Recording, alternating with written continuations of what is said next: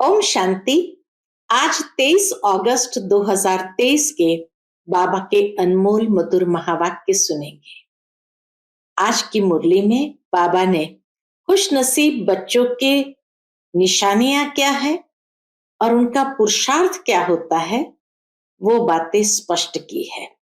बाबा के खुश नसीब बच्चे सदा देही अभिमानी रहने का पुरुषार्थ करते हैं। जो सुनते हैं उसका औरों को दान करते हैं। वह शंख ध्वनि करने बिगर रह नहीं सकते हैं। धारणा भी तब होती है जब दूसरों को दान करते हैं। तो बाबा कहे वह दिन रात सेवा में फर्स्ट क्लास मेहनत करते हैं। कभी भी बाबा की श्रीमत को डोंट केयर नहीं करते हैं। तो ये बाबा कहे उनकी विशेष निशानी है। और जो डोंट केयर करते हैं, खाया पिया पहना सर्विस नहीं किया, तो बाबा कहे माया उसकी बहुत बुरी गति करती है। तो सुनते हैं आज के बाबा के अनमोल मधुर महावाक्य। ओम शांति। मीठे बच्चे, जिस माता पिता से तुम्हें बेहद का वर्षा मिलता है, उस माता पिता का हाथ कभी छोड़ना नहीं। पढ़ाई छोड़ी तो छोरा छोरी बन जाएंगे। छोरा छोरी माना जैसे गांव में नहीं होते, छोरा छोरी ऐसे ही बिना लक्ष्य के भटकते रहते हैं, कोई जीवन के लिए एम ऑब्जेक्ट नहीं। तो बाबा कहे ऐसी भटकने वाली स्थिति हो जाएगी। आज की मुरली से प्रश्न है, खुश नसीब बच्चों का पुरुषार्थ क्या रहता? उनकी निशानी सुना। उत्तर है, जो खुश नसीब बच्चे हैं वह देही अभिमानी रहने का पुरुषार्थ करते हैं। जो सुनते हैं उसका औरों को दान करते हैं। जो सुना बाबा से उनका औरों को दान देते हैं। वह शंख ध्वनि करने बिगर रह नहीं सकते। धारणा भी तब हो जब दान करे। खुश नसीब बच्चे दिन रात सेवा में फर्स्ट क्लास मेहनत करते हैं। कभी भी धर्मराज से डोंट केयर नहीं रहते। हमेशा उन्हें ये ध्यान में रहता है कि धर्मराज की सजाएं बहुत है, तो उससे डोंट केयर नहीं रहते, लापरवाह नहीं रहते। सिर्फ अच्छा अच्छा खाया, अच्छा अच्छा पहना, सर्विस नहीं की, श्रीमत पर नहीं चले, तो माया बहुत बुरी गति कर देती है। आज की मुरली से पहले गीत बजा है, भोलेनाथ से निराला कोई और नहीं, ऐसी बिगड़ी को बनाने वाला कोई और नहीं। ओम शांति। बिगड़ी को सुधारने वाला तो एक ही है, यह दुनिया नहीं जानती। तुम बच्चे समझते हो जो यहाँ बैठे हो, तुम्हारे में भी नंबरवार पुरुषार्थ अनुसार जानते हैं। बिगाड़ने वाली है माया, आसुरी मत पर चलने वाले ही बिगड़ते हैं। अब तुम बच्चे जानते हो, भोलानाथ शिव को ही कहा जाता है। शंकर को भोलानाथ नहीं कहते हैं। भोलानाथ उनको कहा जाता है जो बिगड़ी को बनाने वाला है, बड़ा भोला है, गरीबों को अखुट खजाना देने वाला है। बच्चों को आदि मध्य अंत का ज्ञान देते हैं, जिसके ये चित्र बने हुए हैं। और कोई ऐसा नहीं समझाते कि यह उल्टा वृक्ष है। भगवान वाच है कि इस झाड़ और ड्रामा का ज्ञान और कोई भी वेद शास्त्र में नहीं है। सिर्फ भगवत गीता में ही इसका वर्णन आता है, चक्र का और झाड़ का। इसीलिए कहा जाता, जगदीश भाई को ये निश्चय कब हुआ, कोर्स करते समय जब ये झाड़ का चित्र देखा तो लगा कि हाँ, ये भगवान का ज्ञान ही है, क्योंकि उसका वर्णन सिर्फ गीता में है और कहीं भी कोई भी शास्त्रों में नहीं है। तो एकदम झाड़ के चित्र से निश्चय बुद्धि बन गए। बाबा कहे भगवान ने ही दिया है, उनका ही शास्त्र है, जिसके लिए कहा जाता है सर्व शास्त्रमय शिरोमणि भगवत गीता। परम पिता परमात्मा कितना मीठा बाबा है, परंतु उसकी याद माया भुला देती है। तुम शिव बाबा को याद करने की कोशिश करते हो, लेकिन माया बड़ी जबरदस्त है, वह तुमको याद करने नहीं देगी। अब बाबा तुमको इस रोने की दुनिया से दूर ले जाते हैं, जहां 21 जन्म तुमको रोने की दरकार ही नहीं रहती है। तुमने 63 जन्म तो रोया है। रहमदिल बाबा को रहम आता है, तुमने 63 जन्म तो रोया है, 84 जन्म नहीं कहेंगे, क्योंकि सतयुग त्रेता के 21 जन्म तो रोने की बात ही नहीं है। यह भी तुम बच्चे ही जानते हो। भोलानाथ बैठ समझाते हैं। जब से रावण बिगाड़ना शुरू करते हैं, तब से तुम रोने लगते हो। मनुष्य को समझाने लिए ही ये बड़ा झाड़ और गोला बनवाया जाता है, क्योंकि बड़े चित्र पर अच्छी रीति समझाया जा सकता है। भल कोई बच्चे अपने कर्म अनुसार इतना नहीं भी धारण कर सकते हैं। सभी तो राजा रानी नहीं बनेंगे। अच्छे कर्म किए हैं तो उसका फल आगे जरूर मिलता है। कर्मों की गति है ना, बाबा कहे कर्मों की गति को भी अच्छी तरह समझना है। जो कर्म किया है उसका फल तो आगे जरूर मिलता ही है। बाप कहते हैं मैं कर्म अकर्म विकर्म की गति को जानता हूं और समझाता हूं। टीचर तो सभी को एक जैसा ही पढ़ाते हैं, फिर कोई अच्छे नंबर से पास होते हैं, कोई नापास होते हैं। कहेंगे क्या करें? कर्मों का ऐसा ही हिसाब किताब है, जो हम पढ़ते नहीं, यहां भी ऐसा है। कोई तो अच्छा पढ़ते हैं, कोई तो पढ़ाई अथवा कॉलेज को ही छोड़ देते हैं। कॉलेज छोड़ा खोया, बाप टीचर सतगुरु को छोड़ा। छोड़ने से क्या बन जाएंगे? छोड़ने से छोरा बन जाते हैं। ऐसे ही भटकने वाले छोरे बन जाते हैं। छोरा उनको कहा जाता है जिनके माँ बाप नहीं होते हैं। तो माता पिता जिनसे स्वर्ग का वर्षा मिलता है, उनको छोड़ा तो छोरा छोरी बन जाते हैं। यहां भी कई समझते हैं यहां से छूट पुरानी दुनिया में जाए। कईयों के मन में आता होगा यहां से छूट पुरानी दुनिया में जाए, लेकिन वहां ज्ञान तो उठा नहीं सकते।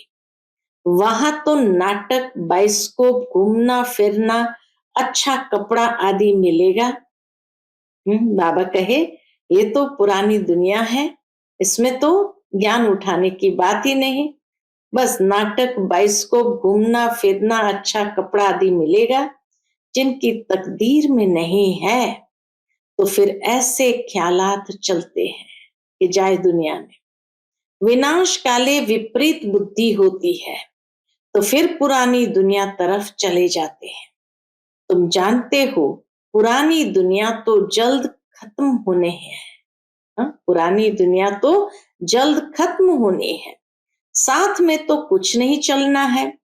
तुमको इस देह अभिमान को भी छोड़ना है। देह अभिमान के कारण ही और सब विकार आते हैं। देही अभिमानी बनने में बहुत मेहनत है। बाप कहते हैं अपने को आत्मा समझो, मैं भी टेम्पररी इस तन में आया हूं। हम सो देवता थे, अब फिर हम सो शूद्र बने हैं। श्रीमत पर चल हम विश्व को स्वर्ग बनाते हैं। तुम बच्चे कितने खुश नसीब हो। जब शिव बाबा आते हैं तब तुम भारत माताओं को ही शक्ति सेना बनाते हैं। इसलिए ही तुम्हारा नाम पड़ा है शिव शक्ति सेना। तुम शिव से शक्ति ले अपना स्वराज्य स्थापन कर रहे हो। ऊंचते ऊंच है शिव बाबा, दुनिया तो बिल्कुल ही घोर अंधियारे में है। तुम्हारे में भी नंबरवार पुरुषार्थ अनुसार सोजरे में है। कोई कोई की ज्योति जगती ही नहीं है, वह भी ड्रामा में नूंद है। बाबा कहे कोई कोई की ज्योति जगती नहीं, ये भी ड्रामा में नूंद है। किसी की ज्योति जगती भी है तो फिर माया बुझा देती है। चलते चलते माया का तूफान लगने से फिर वैसे का वैसा बन जाते हैं, जैसे थे वैसे बन जाते हैं। इस दुनिया में कोई तो बहुत शाहूकार है, कोई 10 रुपया भी नहीं कमाते। कई मनुष्य को भोजन भी मुश्किल से मिलता है, खाने के लिए कितना पुकारते हैं। बाबा इन द्वारा विदेशों द्वारा सहायता करवा रहे हैं। बाबा खुद विदेशों के द्वारा सहायता भारत भूमि को करवा रहे हैं। इतनी गुप्त बात बाबा ने सुनाई। ये नहीं तो खाने के लिए कितना पुकारते हैं। बाबा उन द्वारा यानी विदेशों द्वारा सहायता करवा रहे हैं। ये मनुष्य तो नहीं जानते, यह भी ड्रामा में राज है। तुम जब बहुत दुखी होते हो तब बाप आते हैं। अगर उन्हों को प्रेरणा नहीं मिलती तो तुमको मदद नहीं करते। विदेश वालों को प्रेरणा नहीं मिलती तो तुमको मदद नहीं करते। अभी तुम्हारी कंप्लीट राजधानी स्थापन नहीं हुई है। तो यह चित्र है, इसको समझाने के लिए। इनका बहुत महत्व है। जैसे मैप्स यानी नक्शे होते हैं, मैप के सिवाय कैसे पता पड़े फलाना शहर कहाँ है? ये मैप्स वहां नहीं होंगे, सतयुग में नहीं होंगे। यहाँ तो भारत कितना बड़ा है। वास्तव में भारत की सबसे जास्ती संख्या होनी चाहिए, तो रहने लिए कितनी जगह चाहिए? स्वर्ग में तो बहुत थोड़े रहेंगे। तुम्हारी बुद्धि में यह बातें हैं। विनाश होगा तो हम बाकी बहुत थोड़े रहेंगे, थोड़े एकदम जाकर के बचेंगे। झाड़ का फाउंडेशन है ना, फिर बाद में झाड़ वृद्धि को पाता रहेगा। फिर नंबरवार और झाड़ लगते रहेंगे। तुम्हारे में भी बहुत थोड़े हैं जो इन बातों को समझते हैं और नशे में रहते हैं। जो ज्ञान को अच्छी तरह समझते हैं, बाबा कहे वो नशे में रहते हैं। हम बाबा द्वारा नॉलेजफुल बनते हैं। बाबा तो बहुत सहज बतलाते हैं। कहते हैं सिर्फ सृष्टि चक्र को ध्यान में रखो। सृष्टि चक्र और शंख। जो ज्ञान का शंख बजाने वाले नहीं होंगे तो उनको गीता सुनाने वाला ब्राह्मण कैसे कहेंगे? इसीलिए बाबा कहे शंख बजाते रहो, तो कहेंगे कि हाँ सच्चा ब्राह्मण है। गीता सुनाने वाले भी नंबरवार होते हैं। जो अच्छे पक्के विद्वान होंगे उन्हों को नशा रहेगा। कितने हजारों मनुष्य बैठ सुनते हैं। तुम्हारी तो है नई बातें। कहते हैं इन्हों का ज्ञान न हिंदुओं का है न मुसलमानों का है, पता नहीं कहां से लाया है। फिर भी कहीं तो समझते हैं ना। भोलानाथ बाबा भक्तों का रक्षक भगवान पतित पावन आया है, उनको आना जरूर है। बाप कहते हैं मेरे यादगार के भी मंदिर है। बाबा के आने के यादगार के भी मंदिर है। मैं आया ही हूं पतितों को पावन बनाने। यह तुम बच्चे जानते हो। बाबा आकर हमको 5000 वर्ष पहले समान समझा रहे हैं। तुम कहते हो बाबा हम भी 5000 वर्ष पहले आए थे, आपसे वर्षा लिया था। इतने ढेर बच्चे कहते हैं इसमें अंधश्रद्धा की कोई बात ही नहीं है। जहां देश विदेश में इतने सारे बच्चे हो तो अंधश्रद्धा की तो बात ही नहीं है। सभी कहते हैं बाबा हम आपके पौत्रे ब्रह्मा के बच्चे हैं। कोई से भी पूछो तो कहेंगे हाँ, शिव बाबा के बच्चे तो सब भाई भाई हैं। फिर साकार में ब्रह्मा की औलाद होने से भाई बहन ब्रह्मा कुमार कुमारी हो गए। तो यह बुद्धि में रहना चाहिए। हम ब्रह्मा के बच्चे ब्रह्मा कुमार कुमारियां ठहरे, इसमें विकार की कोई बात नहीं। एक ही कुल हो गया, प्रजापिता ब्रह्मा रचयिता है। जरूर ये प्रजा है ना, शिव बाबा आकर ब्रह्मा द्वारा बच्चे बनाते हैं तो जरूर सतयुग के पहले आए होंगे। जो ब्राह्मण फिर देवता बनते हैं वह जरूर पवित्र रहेंगे। जो जो पवित्र बनते हैं वह अपना राज्य भाग्य लेते हैं। शिव बाबा ब्रह्मा द्वारा ये रचना रच रहे हैं। तुम जानते हो हम 5000 वर्ष पहले भी संगम पर थे, अब भी है, फिर हम देवता बनेंगे। सतयुग में व कलयुग में कोई ब्रह्मा कुमार कुमारी नहीं होते हैं। सतयुग में व कलयुग में कोई ब्रह्मा कुमार कुमारी नहीं होते हैं, संगम पर ही होते हैं। ब्रह्मा कुमार कुमारियां भाई बहन बनते हैं। ये पवित्र रहने की युक्ति है। जो पवित्र नहीं बनते वह तो विश्व का राज्य ले न सके। ब्राह्मण ही देवता बनने वाले हैं। बाप समझाते हैं बच्चे पुरुषार्थ करके धारण करो और दूसरों को कराओ। जब देवता बनने लायक बन जाएंगे तब विनाश होगा। विनाश सामने खड़ा है। जो अच्छे सर्विसेबल बच्चे हैं उन्हों की बुद्धि में ठहरता है। दान नहीं करते तो बुद्धि में ठहरता ही नहीं है, भूल जाएंगे। किसी को सुनाना होगा तो स्मृति में रहेगा। कई ब्रह्मा कुमार कुमारियां अच्छी फर्स्ट क्लास मेहनत करते हैं, कोई सेकंड कोई थर्ड क्लास करते हैं, तो मिलेगा भी ऐसे ही। सभी कहते हैं हमको फर्स्ट क्लास ब्रह्मा कुमारी भेजो।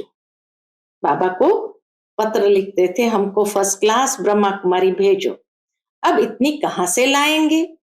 यह भी शिव बाबा जानते हैं कि फर्स्ट क्लास कौन है। हर एक की अवस्था को जानते हैं। बहुत बच्चियां अच्छी सर्विस करती है। ब्राह्मणों यानी लौकिक ब्राह्मण को खाने का बहुत रहता है। जगह जगह धामा खाते रहते हैं। बच्चों में भी कोई कोई है, अच्छा भोजन न मिले तो आराम न आए, बाबा मम्मा का नाम बदनाम कर देते हैं। फिर समझाओ तो गुस्सा आ जाता है।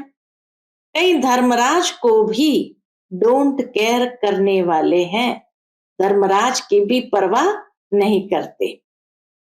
वह फिर आश्चर्यवत भागंती हो जाते हैं।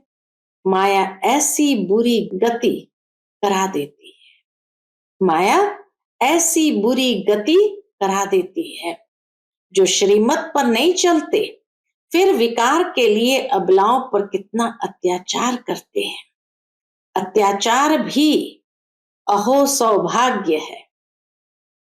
बाबा कहे अत्याचार भी अहो सौभाग्य है। बाप से वर्षा तो ले लेंगे ना। अत्याचार हो रहा है उतना बाबा की याद और पक्की होती जाती है। तो बाप से वर्षा तो ले लेंगे ना। बहुतों पर अत्याचार होते हैं क्योंकि विष बिगर रह नहीं सकते। यह है दुर्गति की दुनिया। इसमें किसकी सदगति हो नहीं सकती। मृत्यु लोक और अमर लोक को कोई नहीं जानते। अमर लोक सतयुग में है। आदि मध्य अंत सुख दिखाते हैं। अमरनाथ ने पार्वती को कथा सुनाई। अब सूक्ष्म वतन में तो कथा सुनने की दरकार ही नहीं, तो यह कथाएं आदि कहां से आई। अमर कथा सुनाई फिर सूक्ष्म वतन से कहाँ गए? अमर कथा सुनाई, फिर सूक्ष्म वतन से वो कहाँ गए? कुछ भी पता नहीं। तो इन बातों को अच्छी रीति समझाना चाहिए। कथा सुनाने वाले तो बहुत है, पहले उन्हों की बात सुनकर फिर समझाना चाहिए। दशहरे पर बड़े बड़े आदमी रावण को देखने जाते हैं। सेंसिबल मनुष्य समझेंगे कि बंदर कैसे राम को सहायता करेंगे। कुछ भी नहीं समझते। इस समय तो नेशन यानी देश नेशन से लड़ते रहते हैं। एक देश दूसरे देश से लड़ते रहते हैं। एक क्राइस्ट के बच्चे आपस में लड़ते हैं। बाप कहते हैं यह भी ड्रामा की भावी है। ड्रामा का मालूम पड़ा है तब तो तुम अब पुरुषार्थ करते हो, जानते हो अब खेल पूरा होता है, बाबा से वर्षा लेना है। ये ड्रामा का राज और कोई की बुद्धि में नहीं है। बाबा ने आकर सब राज समझाए हैं। पढ़ाने वाला पतित पावन व बाप है, बलिहारी उनकी है। माया नीच बनाती है, ऊंचते ऊंच बाप ही आकर ऊंच बनाते हैं। कहते हैं बच्चे अब मेरे से सुनो, पुरानी देह का भान छोड़ने का पुरुषार्थ करते रहो। अभी तो तुमको पतियों का पति मिल गया है जो स्वर्ग की बादशाही देते हैं। वहां है ही संपूर्ण निर्विकारी। यह है संपूर्ण विकारी दुनिया। दुनिया एक ही है, वही संपूर्ण निर्विकारी फिर संपूर्ण विकारी बनती है। पहले भारत स्वर्ग था, अब नर्क है। यह चित्र बड़े वैल्यूएबल है। विलायत में कोई को समझा कर दो तो कहेंगे कि ये चीज तो बड़ी अच्छी है। कैसे सृष्टि का चक्र फिरता है, किस किस की डिनाइस्टी चलती है, सबके चित्र इनमें है। हर एक धर्म के चित्र इनमें है। कोई भी धर्म वाले को समझाने से खुश होंगे। हाँ, आगे चल एक दो से सब सुनेंगे। यह तो बहुत अच्छी नॉलेज है। विलायत में कोई सेंसिबल जाए तो बहुत सर्विस हो सकती है। अच्छा, मीठे मीठे सिकिलते बच्चों प्रति माता पिता बाप दादा का याद प्यार और गुड मॉर्निंग।